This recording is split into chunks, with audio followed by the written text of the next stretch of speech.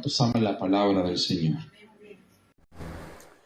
Hay varias palabras que usa el apóstol Pablo en este escrito de Colosenses, pero hay dos que llaman mucho la atención, que es la palabra sabiduría y es la palabra inteligencia. Diga conmigo, sabiduría e inteligencia.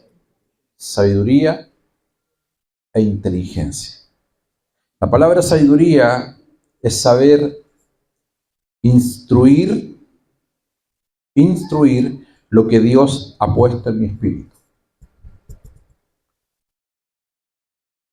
Saber intuir lo que Dios ha puesto en mi espíritu.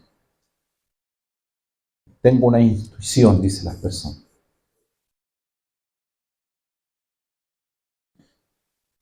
Pero uno puede intuir y no necesariamente sabe lo que está ocurriendo, lo que está pasando. Tengo algo de Dios en mi interior. La percepción divina. Pero la inteligencia es la comprensión de aquello que está ocurriendo en tu espíritu. Repito. Sabiduría es la percepción de algo que usted tiene en su interior. Yo siento que esto es de Dios. Como por ejemplo, lo que yo hacía saber anteriormente a propósito de la construcción. Pero la inteligencia es saber, es comprender, poner las cosas en orden de aquello que te está pasando. La Biblia NBI no usa la palabra inteligencia, usa la palabra comprensión. Y allí como que el panorama se aclara. Dios nos da sabiduría y también nos da ¿qué? Comprensión espiritual. Y cuando nosotros hablamos de voluntad de Dios, la voluntad de Dios, es tremendamente importante estas dos columnas. Porque mucha gente se pierde o pierde el rumbo, el no comprender hacia dónde Dios lo está llevando. Entonces nos quedamos que siento del Señor, yo sé que esto de Dios y no hay duda en aquello. El punto es cómo ordenas o cómo ordenamos esa percepción que Dios nos está dando en nuestro espíritu. Entonces la Biblia dice, pides y no recibes. ¿Por qué? Porque pides mal. La persona es buena, la persona es genuina, la persona ama al Señor, pero ¿cuál es el problema que tiene? Pide mal porque pide conforme a sus propios deleites.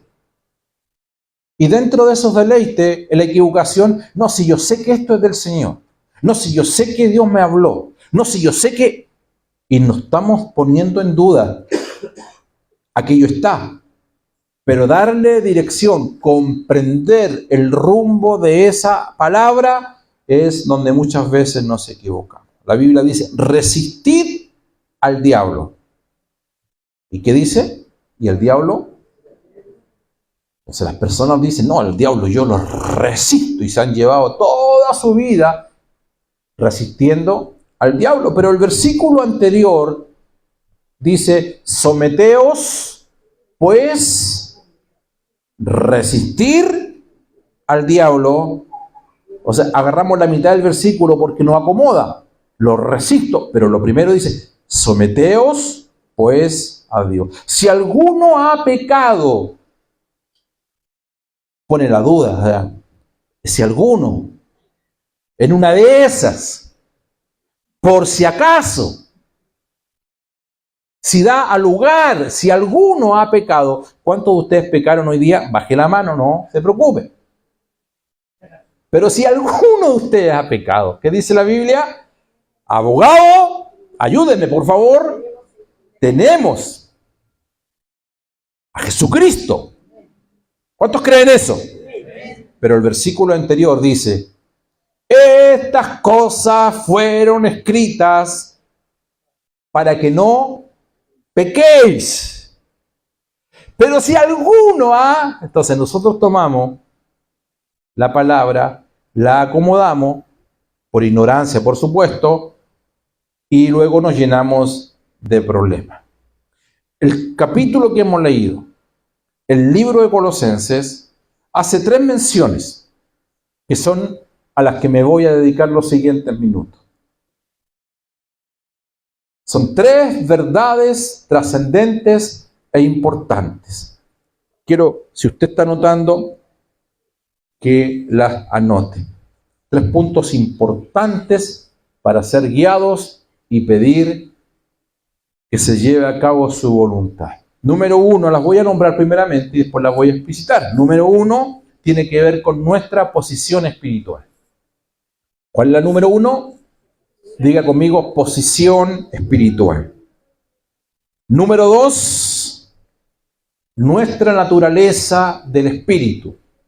¿Cuál es? La naturaleza del espíritu. Y la número 1, ¿cuál es? Nuestra posición en Cristo. Lo segundo, nuestra naturaleza espiritual. Lo tercero, el ejercicio de la autoridad. Posición espiritual, la naturaleza del espíritu, nuestro ejercicio de la autoridad. Estas 3 cosas son elementales en un hijo del Señor para que la voluntad de Dios se lleve a cabo correctamente y espiritualmente usted pueda determinar en el Señor que la voluntad de Dios, conforme a Romanos 12, es buena, es agradable y es perfecta. ¿Cómo es la voluntad de Dios? Voy a preguntarlo de nuevo. No para que lo recitemos, sino para que lo discierna. ¿Cómo es la voluntad de Dios? ¿Es buena? ¿Es agradable? ¿Yes? Se lo repito por 3.ª vez. Y la idea es que haya menos amenes, para que entienda la pregunta en el espíritu. Pero responda a propósito de lo que usted está viviendo. ¿Me explico? ¿Cómo en la situación que me encuentro hoy yo puedo decir, pastor, ¿sabe? Estoy feliz con esta enfermedad. Sí, los que están viéndonos. El médico me dijo que me quedan 6 meses. Pero ¿sabe? La voluntad de Dios es buena. La segunda ya es agradable. Y no, lo perfecto no te alcanza. A menos que estos 3 puntos nos sean revelados en nuestro espíritu. ¿Y cuáles son esos 3 puntos? Número 1, ¿cuál es? Nuestra posición en Cristo. Lo segundo, la naturaleza que nos gobierna es la naturaleza del espíritu. Y lo tercero, comprender o entender cuál es el ámbito, el hábitat, el ejercicio donde opera la autoridad. Quiero que levante su mano derecha esta tarde y diga, con Cristo estoy, juntamente crucificado. Y ya no vivo yo, mas Cristo vive en mí. Ahora diga, y estoy sentado juntamente con Él en los lugares celestiales. Abraza al que está a su lado y dile, no sé tú, pero yo estoy sentado juntamente con Cristo en los lugares celestiales. Por lo tanto, la voluntad de Dios para mi vida no está condicionada por lo que yo hago, sino por el lugar en que fuimos posicionados. Y hay un antes y un después cuando Cristo murió. Y esto es para los que están siendo adiestrados, discipulados en las casas iglesias, en los discipulados de los obreros, de los servidores, de los pastores. Usted tiene que, en la vida, en el ejercicio diario, saber dónde pone la Biblia o el púlpito, cuando ministra en una casa iglesia, cuando cantas desde este lugar, cuando oras por una persona, si lo pones o te posicionas antes de Cristo o antes de la cruz o después de la cruz. No es lo mismo orar antes de la cruz que orar después de la cruz. Antes de la cruz la gente iba a un lugar a orar y debía recorrer un lugar para orar, que era el tabernáculo o el templo. Hoy día ese lugar somos nosotros. Dios habita en nosotros. Por lo tanto, yo no llamo a Dios a que venga a mi vida porque Él ya está en mi vida. Antes de la cruz se oraban las promesas, ¿correcto? En alguna oportunidad, en el lejano Oriente, algo iba a ocurrir, algo iba a acontecer. Aún los patriarcas nuestros, dice la Biblia, murieron sin esperanza y murieron sin salvación. Por eso que cuando Cristo muere en la cruz, dice la palabra, Él desciende y les comienza a predicar a cada uno de ellos, porque la cruz es el emblema de nuestra salvación. Para aquellos era el futuro y para nosotros es el pasado. Cuando tú le hablas de salvación a alguien, tú lo llevas a lo que ocurrió hace 2000 años atrás. Amén. Para nosotros es un hecho consumado. Amén. Ya ocurrió. Pero para ellos era fe. Ellos no vieron la cruz, aunque por la fe sí la vieron. Porque dice que Moisés prefirió el vituperio de Cristo. ¿Por qué Moisés nombra a Cristo? Que cuando tú y yo leemos Éxodo, no leemos en ningún lado a Cristo. Eso era fe. Pero la posición de ellos era muy distinta a la nuestra. Por eso que es importante, amados hermanos, tener una mentalidad celestial, a lo que hemos venido desarrollando. Mi hermano Claudio nos dio una exhortación gloriosa el día martes a los varones de lo que es la mentalidad o la mente de Cristo. Escúchelo, está en YouTube, en la página de la iglesia. Escuche ese tema. Entonces decía, es importante tener una mente celestial. Y la mente celestial se direcciona desde una perspectiva distinta a la mente humana.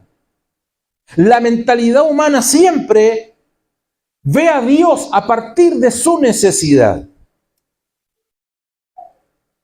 Pero la mente de Dios nos enseña que nosotros no vemos las cosas a partir de nuestra necesidad, sino de la necesidad de Dios. Dios tiene necesidad de que usted comprenda o entienda cuál es su identidad como hijo.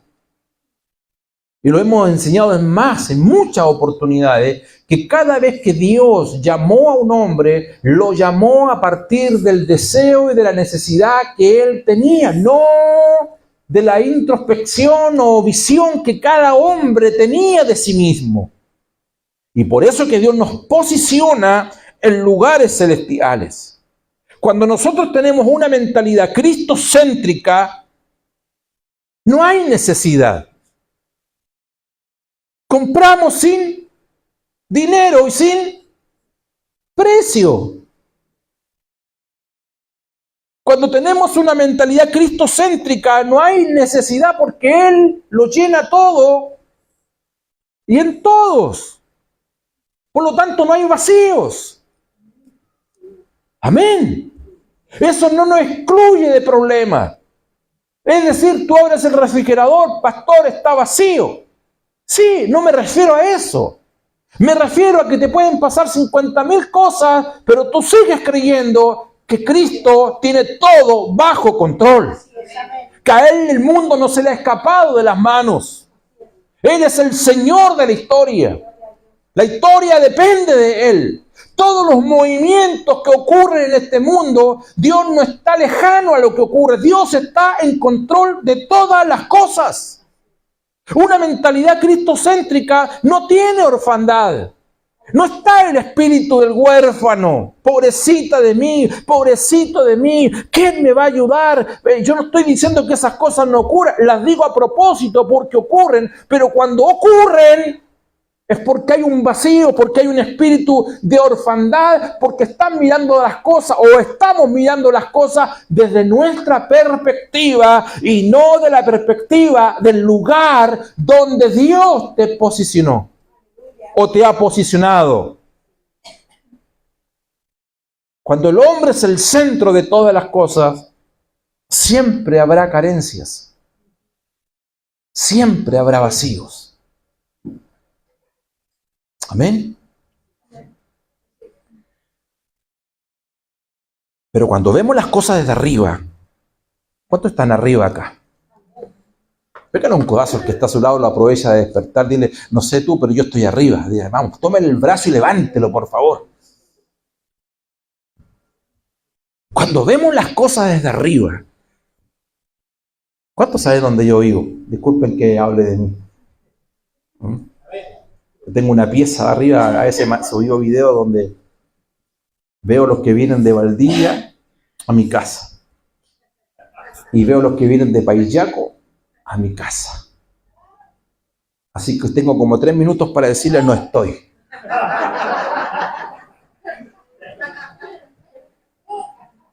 Tengo una visión extraordinaria.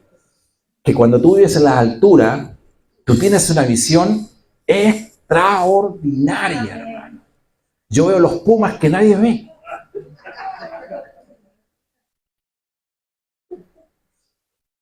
¿Qué nos enseña el Señor? Que cuando tú estás en la dimensión espiritual, entiendes lo que significa tener un espíritu completo. En Cristo estamos, ¿qué dice la Biblia? Completos. Y yo quiero, por favor, no, me hablo a mí mismo, porque muchas de estas cosas para nosotros son refranes. Pero esto no es un refrán. En Cristo estamos completos. Es decir, no nos falta absolutamente nada. Pastor, pero usted nos acaba de decir que nos faltan varios millones para poner el techo. Usted tiene toda la razón, pero usted lo está viendo porque usted está viéndolo desde un punto de vista que el hombre es el centro de todo. Yo estoy predicando que Cristo es el centro de todo.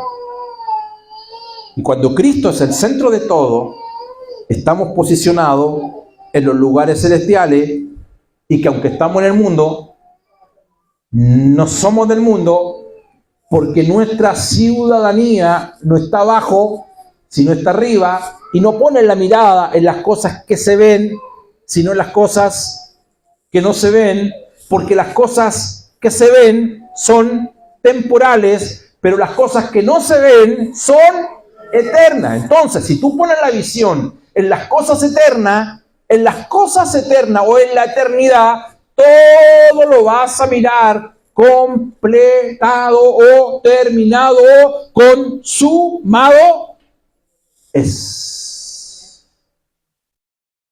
¿Me entienden, no? Si en Cristo estoy completo y decimos todo fue hecho y ya está, ahora lo tomas como los muchachos del computador, tú lo copias, ¿qué haces después? Y lo pegas aquí en la tierra. Y ahora Dios te entrega todas las herramientas. ¿Cuáles son las herramientas? Conocimiento y ¿qué más? Sabiduría y ¿qué más? O comprensión. ¿Para qué te entrega esa herramienta? Para que bajes aquello que Dios te mostró y te entrega la herramienta para que las comiences a aplicar aquí en la tierra. Cuando tú viste algo, tú ya lo tienes. Llamamos las cosas que no son como si fuese. Dios te vio a ti y a mí antes de la fundación del mundo. Pero tuvo que nacer tu mamá. No está mi hermana, la pastora Teresa. ¿No? Pastora Teresa, ¿me ve? Levante la mano. ¿Cuántos conocen a la pastora Teresa? Cuando Dios creó, ¿cómo se llamaba su mamá? Erika. Ahí está al lado suyo, miren.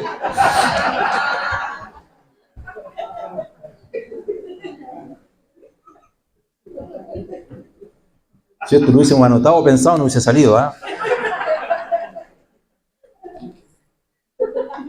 Cuando Dios creó a la mamá de la pastora Teresa, cuyo nombre es Erika, no estaba pensando solamente en su hija llamada Teresa. ¿En quién estaba pensando? No estaba pensando en la Lidia. Estaba pensando en el Pello. ¡No, en el Mateo!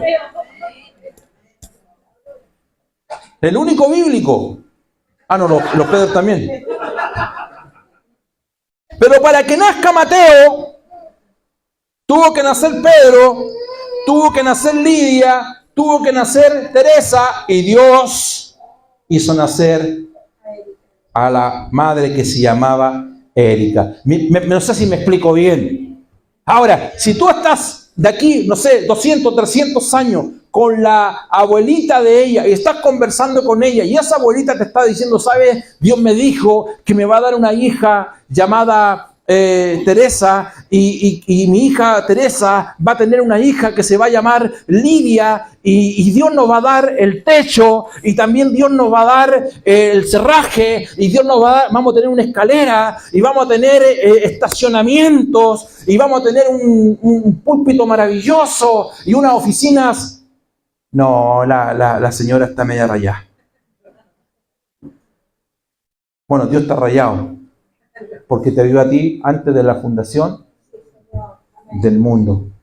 Por eso que cuando nosotros estamos en los lugares celestiales, necesitamos sabiduría y comprensión o inteligencia espiritual para discernir, no solamente instruir, no solamente percibir, sino leer el mundo espiritual a propósito de las cosas que te puedan ocurrir, de los acontecimientos que puedas pasar. O si no, te vas a quedar solamente resistir al diablo y él. No, primero sométete a la palabra. Por lo cual también, dice Colosenses, también nosotros desde el día que oímos, no cesamos de orar por vosotros y de pedir que seáis llenos. Mira la oración que hacen ellos, ¿eh? Te das cuenta que esta oración no es de la necesidad de ellos, sino de la necesidad de Dios que ellos tienen. ¿Y cuál es la necesidad de Dios que ellos tienen? Es que sean llenos del conocimiento de su voluntad en toda sabiduría e inteligencia espiritual. Tú puedes orar como lo hizo el Señor, que multiplique los panes y los peces. Pero si la gente se va sin conocimiento y sin sabiduría, el hambre se le va a acabar afuera y van a volver a lo mismo. Que nuestra oración en Cristo sea que Dios nos dé sabiduría, que Dios nos dé inteligencia espiritual, de modo que podamos usar las herramientas para salir de la situación en la cual nos encontramos.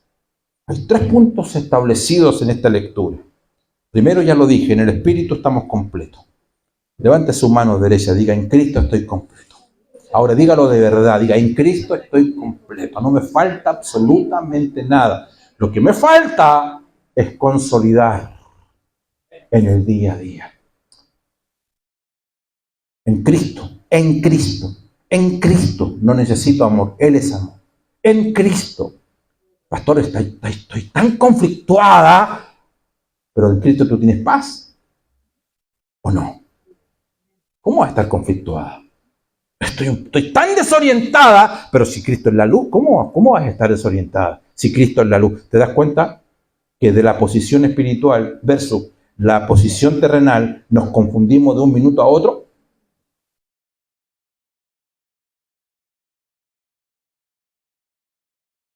En el espíritu, yo tengo el testimonio de la verdad, porque Cristo lo tengo todo y lo declaro todos los días. Gracias, Señor.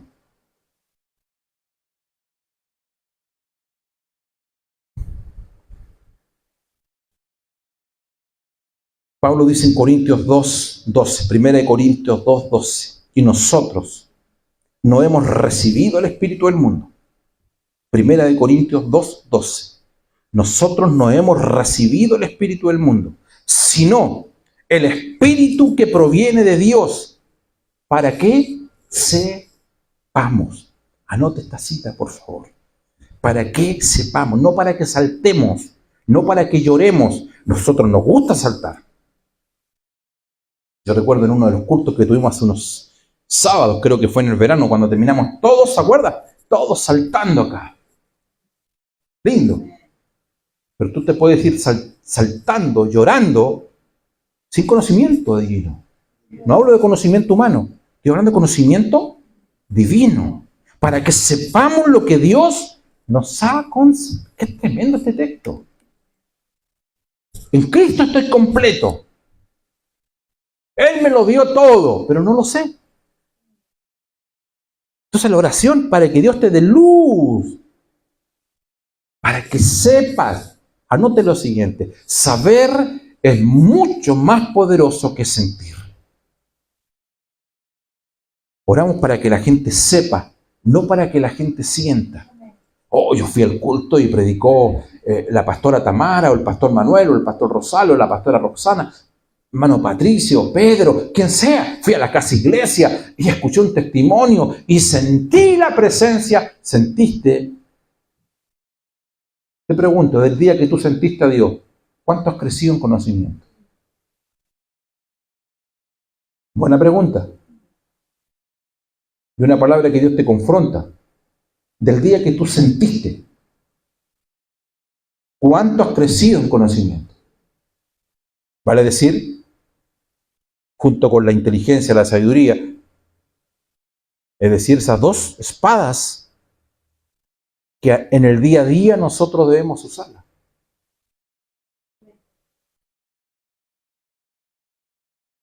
Amén. Nosotros oramos victoria, no oramos derrota. Nosotros oramos la sobreabundancia de Dios. No oramos necesidad. Nosotros oramos de la dimensión de que somos bendecidos y no que Dios me va a bendecir.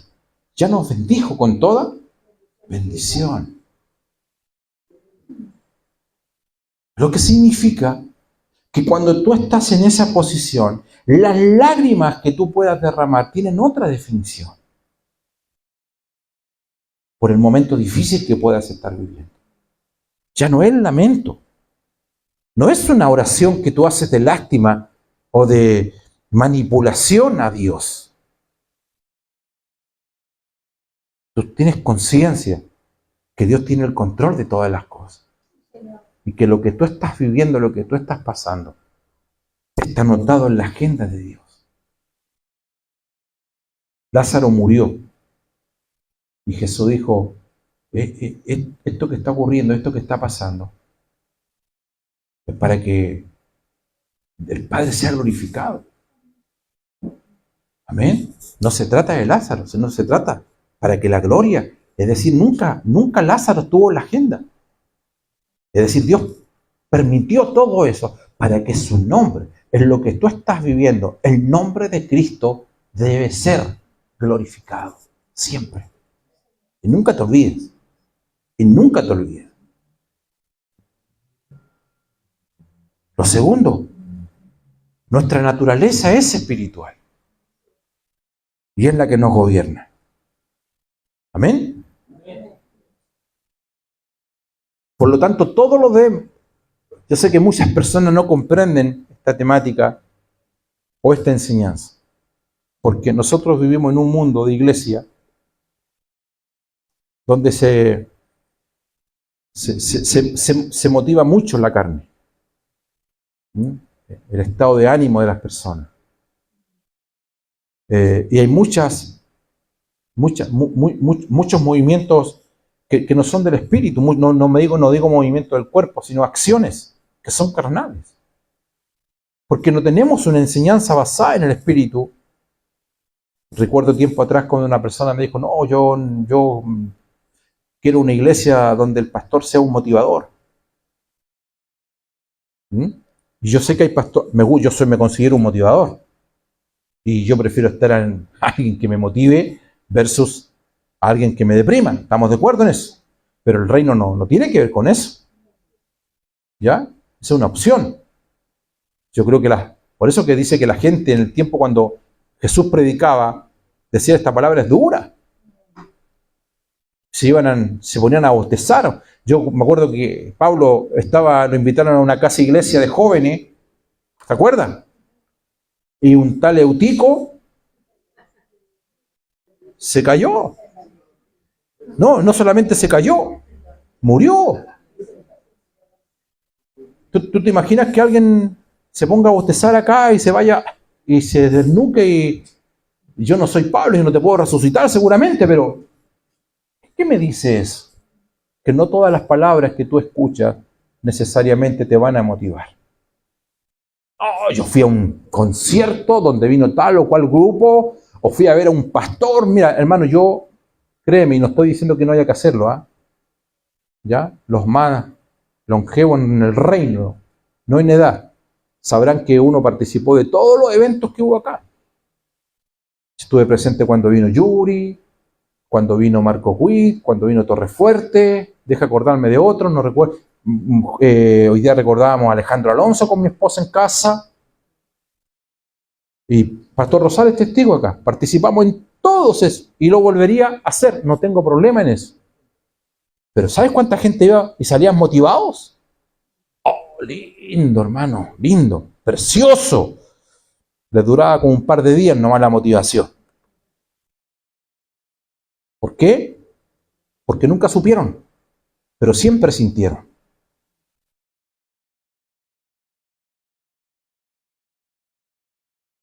Pablo, 2 Corintios 4:13 dice, pero teniendo el mismo espíritu de fe, conforme a lo que está escrito, voy a leerlo nuevamente, 2 Corintios 4:13, pero teniendo el mismo espíritu de fe, conforme a lo que está escrito, creí, por lo cual hablé.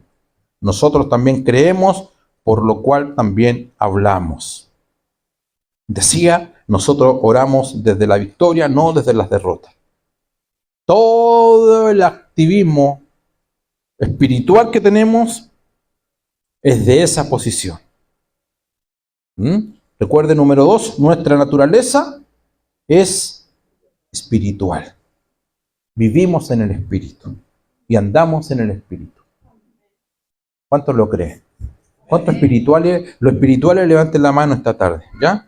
Los espirituales que lean Gálatas 5:25, diga, si vivimos por el espíritu, no hay ningún espiritual, mira.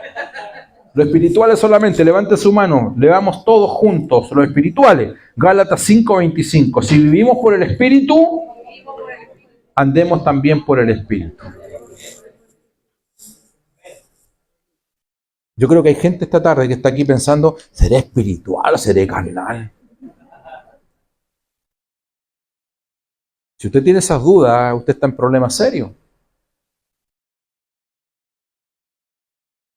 No toda persona que hable en lengua anda en el espíritu. Y quien anda en el espíritu no necesariamente habla en lengua. Puedes hablar en lengua y vivir en la carne. Conozco mucha gente así. Y decepciones ni te cuento. Hablan en lenguas pero viven y andan y piensan y lo hacen en la carne. Andar en el espíritu no es sinónimo de misticismo o un desborde de emociones o caerse en el suelo.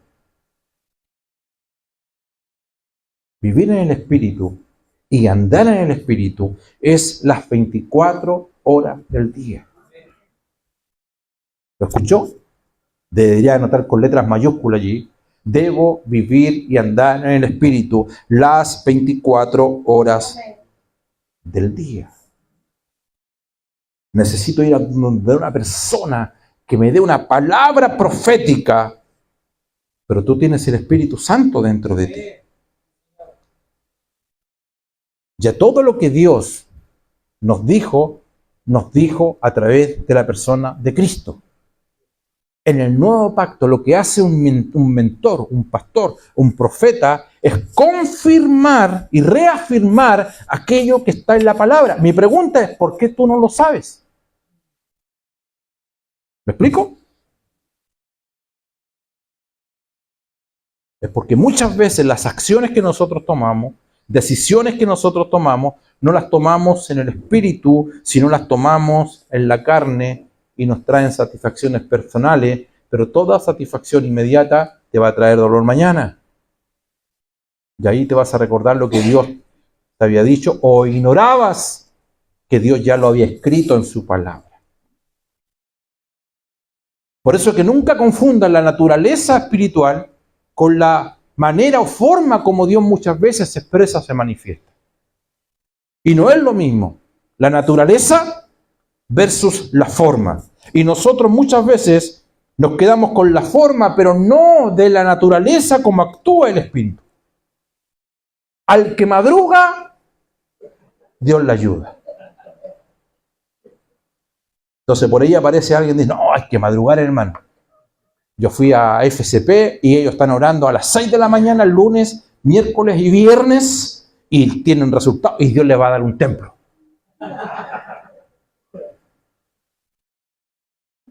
Es verdad, pero nosotros no estamos haciendo doctrina de que Dios solamente habla a las 6:30 de la mañana y solamente habla el miércoles, o sea, el lunes, el miércoles y el viernes. Oh, que yo justo oré el día martes. No sirven los martes, hermano.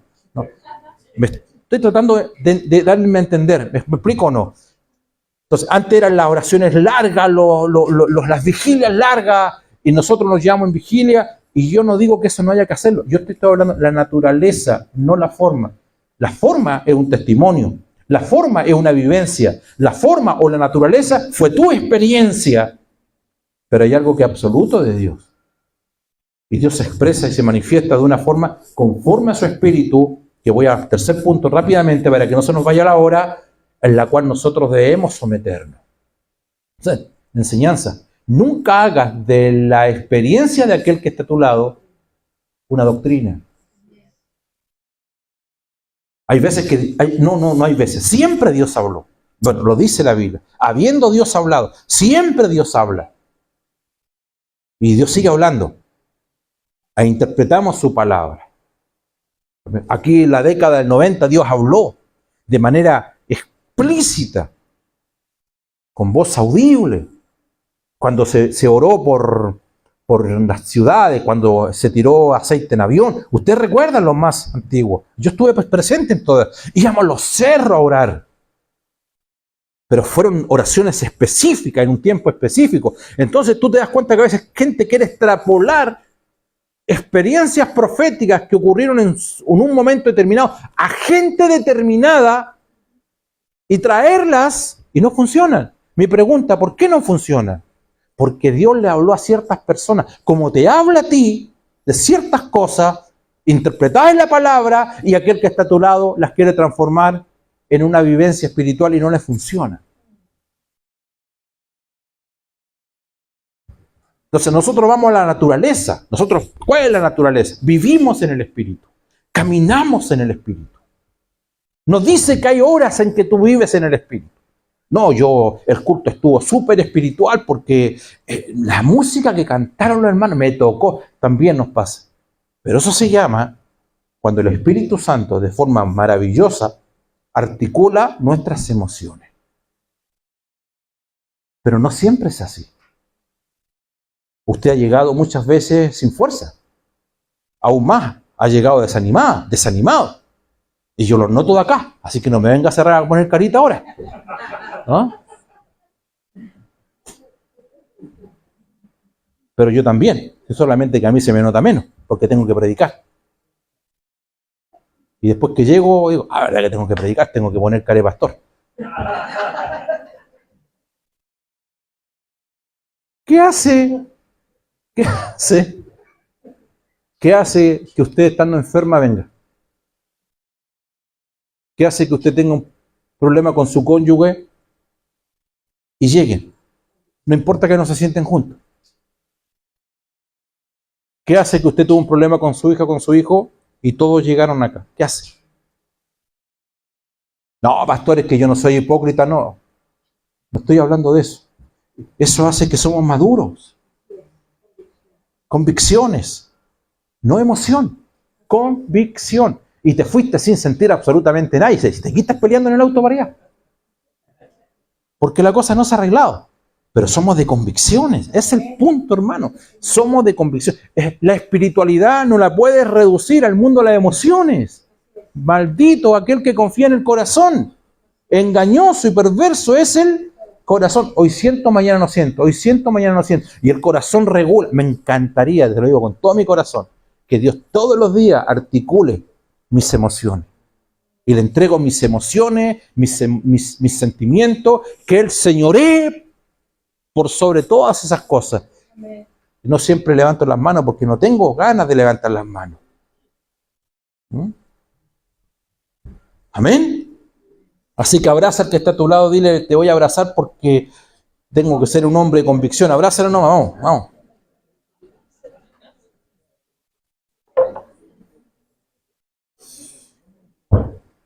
Recuerda, la realidad, me quedan 5 minutos y termino. La realidad es la siguiente. Cerca de ti está la palabra. ¿Dónde? En tu boca y en, dígalo, tu corazón. Cerca, Juan 1:1, cerca de ti está la palabra. En tu boca y en tu corazón. Quiero que lo entiendas, por favor. Cerca de ti está la palabra. En tu boca y en tu corazón. Que si confiesas con tu boca, nosotros le hacemos esta oración al pecador para que se rinda a Cristo. Y esta es para la iglesia. Para nosotros, en el día a día. Cerca de ti está la palabra, en tu boca y en tu corazón. Que si confiesas con tu boca que Jesucristo es el Señor y crees en tu corazón que Él te lo levantó de la muerte, serás salvo. Serás soso. Declaras salud, declaras liberación, declaras prosperidad. Eso significa soso. No llames a Dios desde las alturas para que descienda, ni de abajo para que ascienda. Es decir, ¿dónde está Dios en la situación que estoy viviendo? Cerca de ti. Aleluya. En tu boca y en tu corazón. No lo llames de arriba, no lo llames de abajo, porque está cerca, en tu boca y en tu corazón. ¿Qué tienes que hacer día a día? Declarar la palabra viviente y activa en cada uno de nosotros. Y lo tercero, lo primero, ¿qué es lo que es? Posición. Lo segundo, ¿qué es? La naturaleza, que es el espíritu. Y lo tercero, el ejercicio de nuestra autoridad.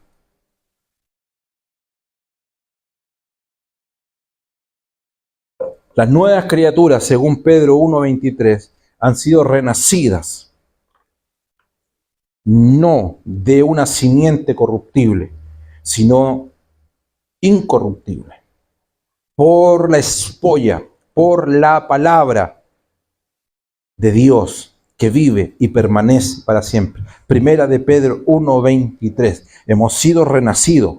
Esta gente bella que está esta tarde en este lugar tiene que escuchar esta palabra. Y aquellos que están viéndonos a través de las redes sociales, hemos sido renacidos, no de simiente corruptible, sino de incorruptible, por la palabra activa de Dios, que vive y permanece en nosotros. Hemos sido engendrados por Dios. Por eso que cuando uno habla, si un perro engendra, ¿qué engendra?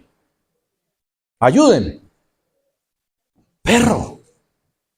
Si un gato engendra, ¿qué engendra? Si un caballo engendra, ¿qué engendra? Todo va de la mano, alineado con la naturaleza. Pregunto, si Dios engendra, ¿qué engendra?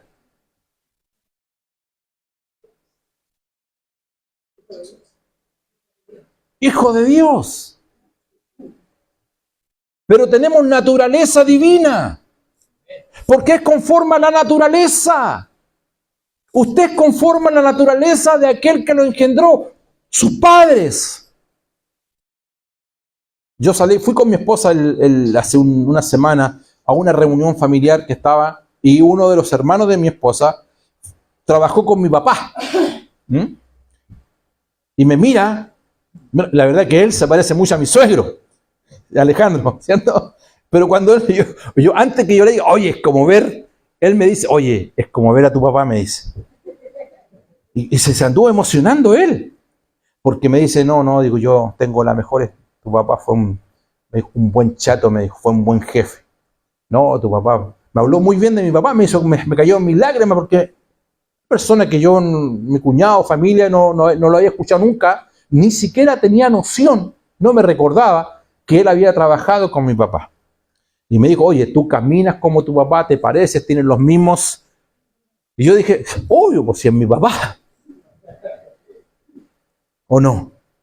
Es la misma naturaleza. Escuchen lo siguiente. Dios tiene tres cosas.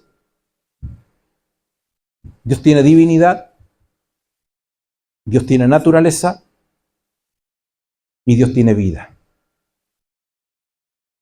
¿Qué tiene Dios? Divinidad, vida de Dios y naturaleza de Dios. Vida de Dios, naturaleza y divinidad. De las tres cosas, cuando Dios engendra, hay de esas tres, dos cosas que nosotros tenemos. Cuando Cristo, vuestra vida.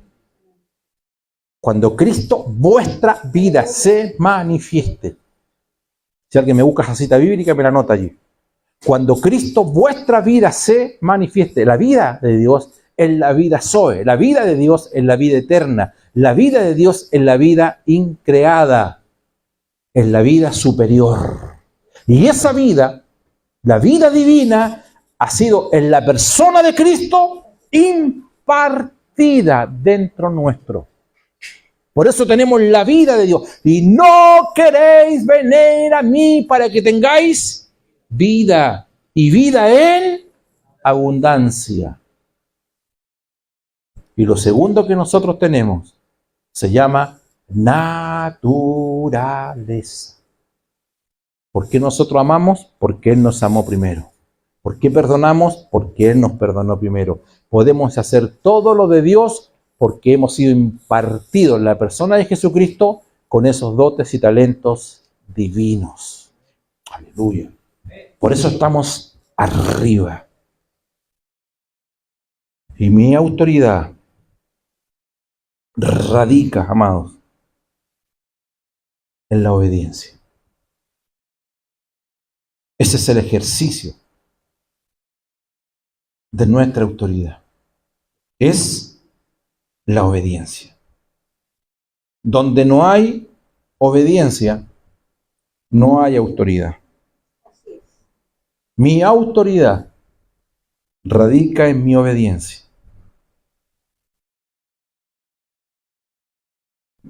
Y la obediencia te califica a ti para ser un receptor del Espíritu. ¿Cómo ser un receptor del Espíritu?